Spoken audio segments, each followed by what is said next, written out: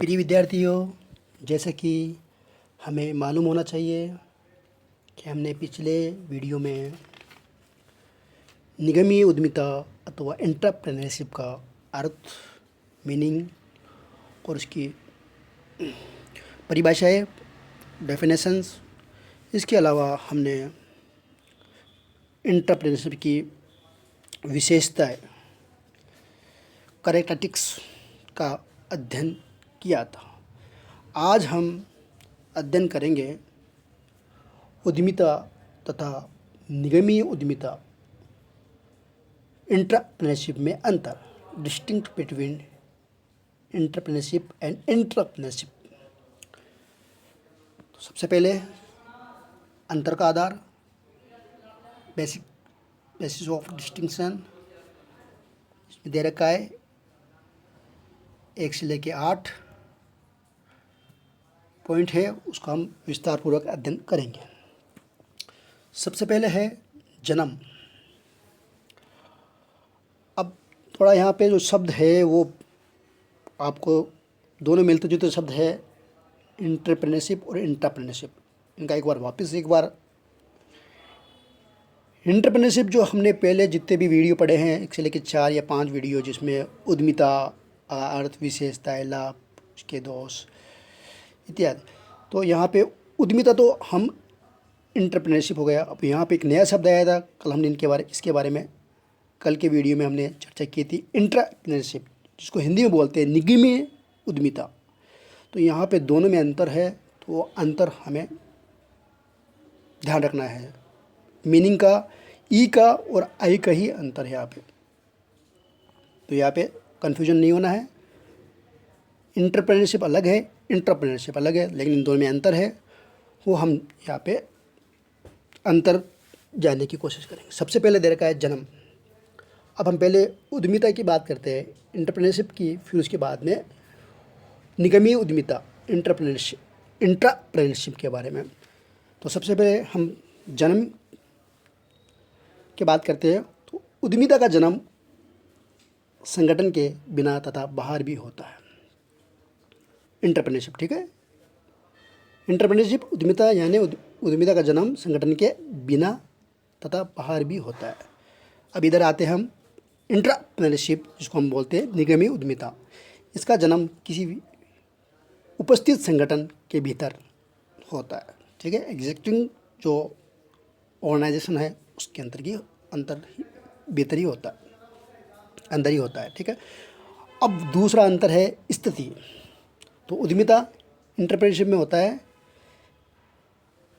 उद्यमिता को अपनाने वाले की स्थिति एक स्वतंत्र फ्रीडम व्यक्ति की होती है, ठीक है। जो भी निर्णय लेना होगा उसको क्या फ्रीडम होगा, वो बिल्कुल स्वतंत्र होगा। अब इधर देखते हैं हम निगमीय उद्यमिता, एंटरप्रेन्योरशिप में स्वतंत्र व्यक्ति, एंटरप्रेन्योरशिप अपनाने वाले व्यक्ति स्वतंत्र नहीं होते हैं, वे किसी उपस्थित संस्था का प्रबंधक या कर्मचारी होते हैं, मैनेजर या एम्प्लॉय होते हैं। दूसरा अंतर का सारांश ही है कि उद्यमिता एंटरप्रेन्योरशिप में व्यक्ति स्वतंत्र होता है, जबकि एंटरप्रेन्योरशिप निगमीय उद्यमिता में ऐसा नहीं होता। तीसरा संसाधन। उद्यमिता अपनाने वाला स्वयं सभी आवश्यक संसाधन जुटाता है क्या संसाधन, रिसोर्स जो है उद्यमिता में, एंटरप्रेन्योरशिप में क्या करता है, स्वयं ही जुटाता है, व्यवस्था करता है। तो हम इधर बात करते हैं एंटरप्रेन्योरशिप की, निगमीय उद्यमिता में, इसमें अपनाने वाले व्यक्ति के लिए सभी संसाधन उसकी संस्था, ऑर्गेनाइजेशन या इंस्टीट्यूट द्वारा, एंटरप्राइजेज द्वारा जुटाए जाते हैं। नेक्स्ट है जोखिम, रिस्क। उद्यमिता के अंतर्गत, एंटरप्रेन्योरशिप के अंतर्गत जोखिम एंटरप्रेन्योर को ही वहन करना पड़ता है, ठीक है। इसमें जोखिम स्वयं जो उद्यमी है वही उठाता है, किसमें, उद्यमिता में, एंटरप्रेन्योरशिप में। अब दूसरा है एंटरप्रेन्योरशिप, निगमीय उद्यमिता। इसमें संपूर्ण जोखिम जो प्रेजेंट में जो मौजूद संस्था, उपस्थित संस्था द्वारा उठाए जाते हैं। प्रबंधक के कर्मचारी को कभी कभी अप्रत्यक्ष जोखिम, वेतन में कमी, पदोन्नति, स्थानापन्न आदि के रूप में उठाने पड़ सकते हैं। ठीक है, सबसे जो अंतर है बड़ा है वो ये है कि जोखिम यहाँ पे उद्यमिता में उद्यमी स्वयं उठाता है, जबकि इसमें संस्था द्वारा उठाया जाता है। नेक्स्ट है संस्था का वातावरण। उद्यमिता को अपनाने की दशा में पहले से कोई संगठन नहीं होता है, अतः उद्यमी संगठन के वातावरण में कार्य नहीं करता है। अब इंट्राप्रेन्योर में, निगमी उद्यमिता में अपनाने इंट्राप्रेन्योर को अपने संगठन के वातावरण को भीतर नवाचार करना पड़ता है, इनोवेशन करना पड़ता है एवं उपक्रम स्थापित एवं संचालित करना पड़ता है। भीतरी किसके संगठन के भीतर ही वातावरण नवाचार करना पड़ता है। तो ये भी एक अंतर हो सकता है। नेक्स्ट है प्रबंधकीय पदानुक्रम व्यवस्था का प्रभाव।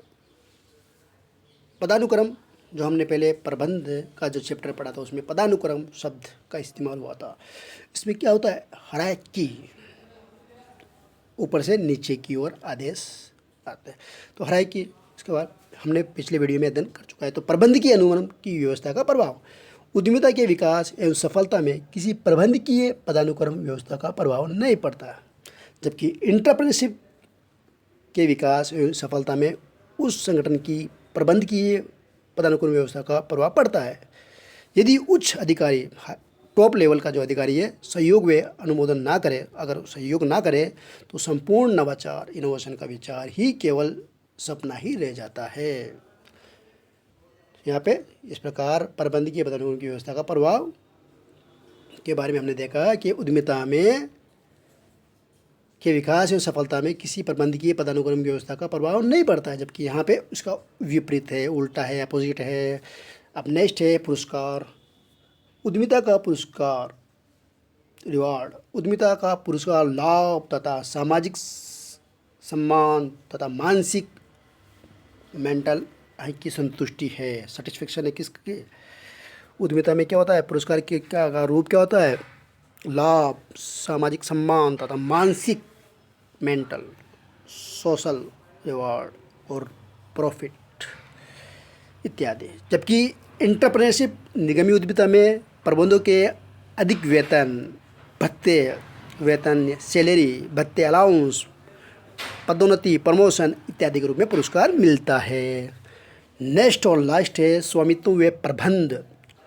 उद्यमिता अपनाने वाले व्यक्ति को ही उपक्रम पर संपूर्ण स्वामित्व एवं प्रबंध का अधिकार मिलता है।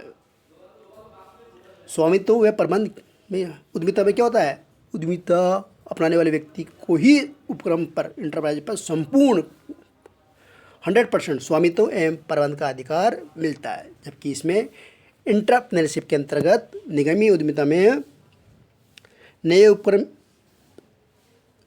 स्थापित, एंटरप्रेन्योरशिप के अंतर्गत स्थापित नए उपक्रम, डिवीज़न या व्यावसायिक पर स्वामित्व जो उपस्थित संगठन के स्वामी के पास ही होता है।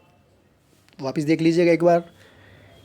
एंटरप्रेन्योरशिप के अंतर्गत स्थापित नए उपक्रम, डिवीज़न या व्यावसायिक इकाई पर स्वामित्व जो वहाँ पे विद्वान, जो वहाँ पे मौजूद है संगठन के स्वामी के पास ही होता है। जबकि इसमें इसका स्वामित्व किसके पास में होता है, उद्यमिता अपनाने वाले व्यक्ति को ही उपक्रम पर संपूर्ण स्वामित्व प्रबंधन का अधिकार होता है। ठीक है, अंतर यहाँ पे हमने ये देखा 1 से लेके 8 तक।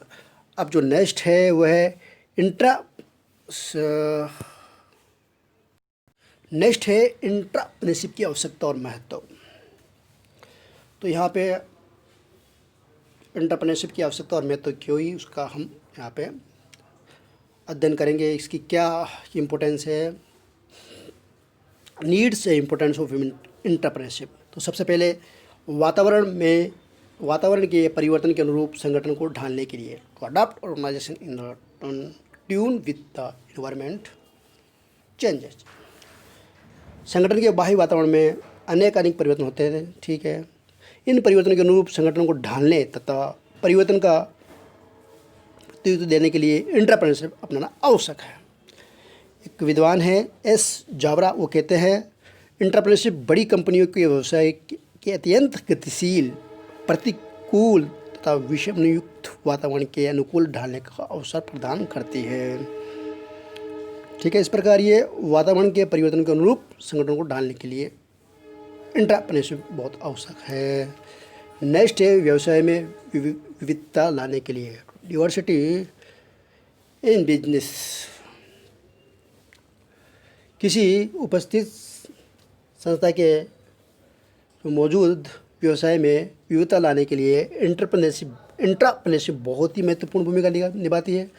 संस्था में उत्पादन रेखा के विस्तार करने, उत्पाद रेखा जोड़ने, नए बाज़ारों का विकास करने के लिए एंटरप्रेन्योरशिप अधिक कारगर सिद्ध हो सकती है। तो इस प्रकार ये भी इसका व्यवसाय में विविधता लाने के लिए भी इम्पोर्टेंट है। इसका नेक्स्ट है तीसरा, संस्था का स्वाभाविक विकास करने के लिए to ensure organic growth of the organisation. इसके अंतर्गत हमने देखा एंटरप्रेन्योरशिप इसलिए भी महत्वपूर्ण है कि वे संस्था के स्वाभाविक विकास और ऑर्गेनिक ग्रोथ क्या आसान बना देती है। व्यावसायिक सम्मिश्रण, एकीकरण, अधिकरण यानी मर्जर्स, अमलगेमेशंस एंड टेक ओवर से भी संस्था का विकास कर सकते हैं, किंतु स्वाभाविक विकास नहीं हो सकता। स्वाभाविक विकास से संस्था का क्रमगत विकास होता है, कंसेक्टिव विकास होता है। ऐसा विकास ठोस होता है। एंटरप्रेन्योरशिप के विकास से ऐसा संभव होता है। सृजनशील एवं नवाचार प्रबंधकों को पहल का अवसर देकर संस्था का स्वाभाविक विकास, ठीक है, स्वाभाविक विकास किया जा सकता है। स्वाभाविक ऑर्गेनिक ग्रोथ, तो यहाँ पे हमने ये देखा कि पहल का अवसर, अपॉर्चुनिटी किसकी मिलती है? इनिशिएटिव की मिलती है, जिसमें कोई काम करने की पहल की जाती है। तो वहाँ पे कर्मचारियों, प्रबंधकों को उनको ये नवाचार करने का पहल का अवसर दिया जाता है, इनिशिएटिव का अवसर दिया जाता है। इस प्रकार नेक्स्ट है प्रबंधकों कर्मचारी को अभिप्रेरणा to motivate manager and employees. इसका मतलब ये है एंटरप्रेन्योरशिप में संस्था में कई योग्य प्रबंधक कर्मचारी को संस्था में बने रहने के एवं कार्य करने के लिए अभिप्रेरित किया जाता है। नेक्स्ट है नवीन प्रबंधकों को प्रशिक्षण to train new manager. Entrepreneurship अपनाकर पुराने प्रबंधकों के साथ नए प्रबंधकों को लगाया जाता है, जिसके परिणामस्वरूप नए प्रबंधकों को प्रशिक्षण ट्रेन होते हैं, वो प्रशिक्षण मिलता रहता है। फिर नेक्स्ट है वितरण के नए माध्यमों का विकास टू डेवलप न्यू आउटलेट्स। इसका मतलब ये है एंटरप्रेन्योरशिप के वितरण के नए माध्यमों के विकास में योगदान देती है। नए उत्पादकों, प्रोडक्ट्स, सेवाओं, सर्विसेज, तकनीकों यानी टेक्नोलॉजी आदि को इंटरनेट के माध्यम से बेचना प्रारंभ कर दिया जा सकता है। तो ये एक तरीके से वितरण के नए माध्यमों का विकास किसके द्वारा होता है? एंटरप्रेन्योरशिप के माध्यम से होता है। फिर नेक्स्ट है और सेकेंड है नए उपक्रमों, डिवीजनों या व्यावसायिक इकाइयों की स्थापना to establish new enterprises divisions और न्यू बिजनेस यूनिट्स। इसका मतलब ये है कि एंटरप्रेन्योरशिप अपनाने से संस्था के नए उपक्रम, नए डिवीजनों तथा नई व्यावसायिक इकाइयों की स्थापना को बल मिलता है। ठीक है, किसको बल मिलता है? नए इकाइयों की स्थापना को बल मिलता है। तो इस तरह ये भी एक इसका इम्पोर्टेंस है। फिर नेक्स्ट और लास्ट है लाभों में वृद्धि टू इंक्रीज प्रॉफिट्स। एंटरप्रेन्योरशिप अपनाने से, एंटरप्रेन्योरशिप का हिंदी में नाम क्या है? निगमीय उद्यमिता। तो आप कन्फ्यूजन नहीं होना है, निगमीय उद्यमिता एंटरप्रेन्योरशिप अपनाने से संस्था के संसाधनों का पूर्ण उपयोग होता है। अप्रयुक्त संसाधन जो यूजलेस है, संसाधन के उपयोग के लिए भी किया जा सकता है। जो साधन यूजलेस है उनका भी उपयोग किया जा सकता है। अधिक संसाधन परिचालन लागत पर क्रय किए जा सकते हैं। इसके अतिरिक्त संस्था के लोग अभिप्रेत महसूस करते हैं, माने हम अपने आप को मोटिवेट महसूस करते हैं। इसका प्रभाव लाभों में वृद्धि के रूप में देखने को मिलता है।